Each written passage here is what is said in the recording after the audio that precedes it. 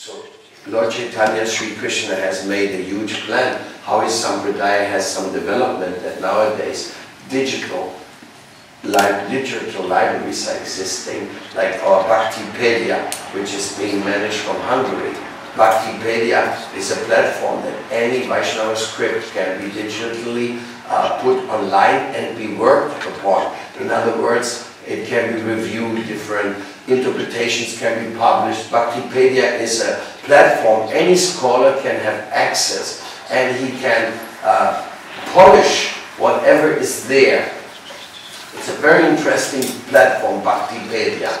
And so nowadays, anybody, even living in Guam or in the Antarctic, if he has an internet thing, he can read all the Vedic scriptures, which nobody had access to before. So you're talking about a revolution. There's a major spiritual revolution going on by the influence of Chaitanya Mahaprabhu and by the presence of the senior devotees, like Bhaktivedanta Swami Prabhupada mentioned, at the age of 68, going and starting this, or like Srila Bhakti Vaibhav Maharaj, at the age of 90, he was still traveling around the world, giving his darshan lectures and publishing books. And it's just like, it's amazing, plus amazing, plus amazing, plus amazing. And then you get the idea of a little fraction of how amazing it really is. So the whole dimensions which are put out in front of ourselves, to our whatever little capacity of appreciation we have, that is what we are working with. This is the current state of affair of our Sampradaya. This is the current affair. And the Vaishnava Rajsabha has a very important function. The fourth Sampradaya has a very important function. And this year, by the blessings of the Gaudiya Acharyas, we are launching the first project in history on the level of worldwide recognition between all the four Sampradayas to restore Dharma. You see, Dharma, what is Dharma? Sanatana Dharma, Savaipu Sankaro Dharma, the highest Dharma, lowest, most simple concepts of Dharma. Like we were reading yesterday when Bhaktisiddhanta Saraswati pushed the four principles through his, as a conclusive importance. So, but Dharma, yes, we know a certain amount of Dharma instructions, and there's more and many more we are not so aware of. But basically we can see that the world is in shambles. And worse than that, even India is under the influence of the West. Somebody said in India, what the Muslims in 700 years of invasion to India could not do, what the British in 200 years or more of invasion to India could not do, that is doing MTV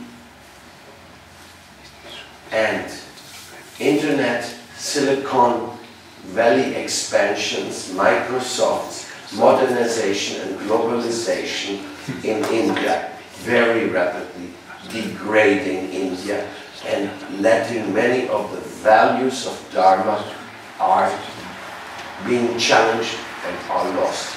As a matter of fact, India had a village religion.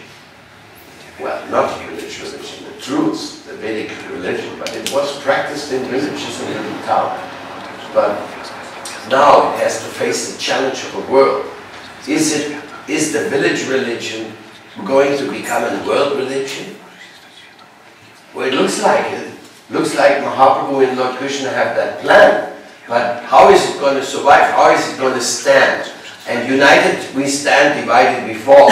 Famous statement. Here, to launch a revival or a re-evaluation of the principles of Dharma with the support of the real spiritual leaders will be a foundation for them to appreciate each other, to communicate with each other, and to stand up for such simple things as You cannot abort children. Do you know that India has a law which allows children to be aborted? It's legal. It's called MTP, medical termination of pregnancy.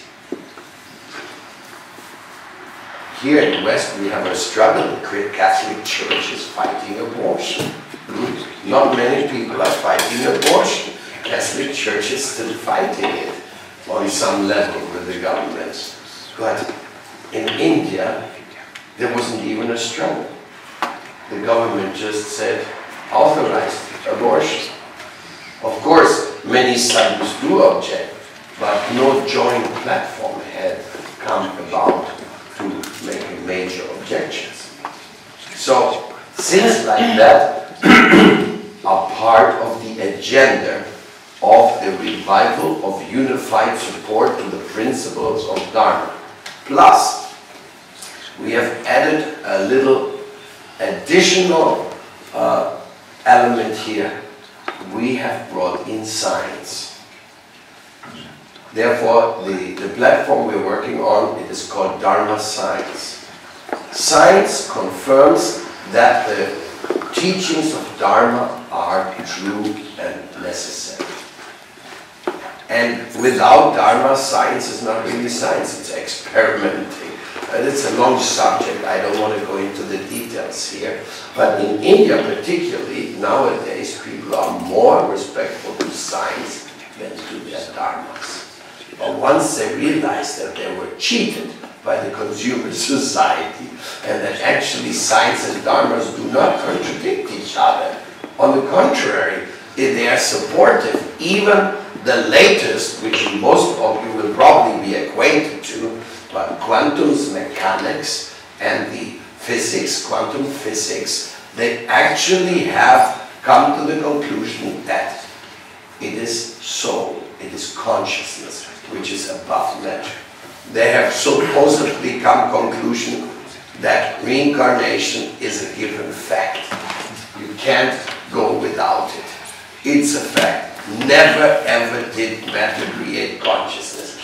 Always, the only way that material situations could ever be collapsed would be through the influence of consciousness. Therefore, consciousness is higher than matter, and consciousness is actually, one quantum physicist said, matter doesn't really exist, it's a dried up state of consciousness. But it's in the underlying behind it all has been consciousness. So this is our Vedic philosophy, isn't it?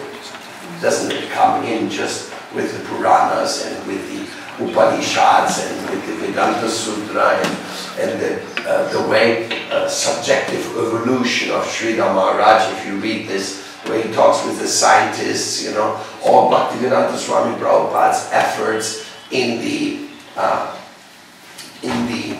Bhaktivedanta Institute, where he made lengthy endeavors to prove Darwin was wrong. You know, Thomson's book, The Mechanistic Evolution and Chemical Evolution, Impossibilities, the different efforts which were made by Vaishnavas in this current age to prove that there is consciousness. The science of consciousness is the most important science. It's the only real science. Everything else is just like trying to understand who's the painter by looking with a microscope at the painting and analyzing the chemical combinations of colors there, which you can do for 3 trillion years without even coming to the conclusion who's the painter. So it's just the wrong approach. Studying matter will not bring about spiritual consciousness. But there is Shraddha, there is faith, there is connection with the higher realms. Our acharyas have come. Now all these things are meeting. When?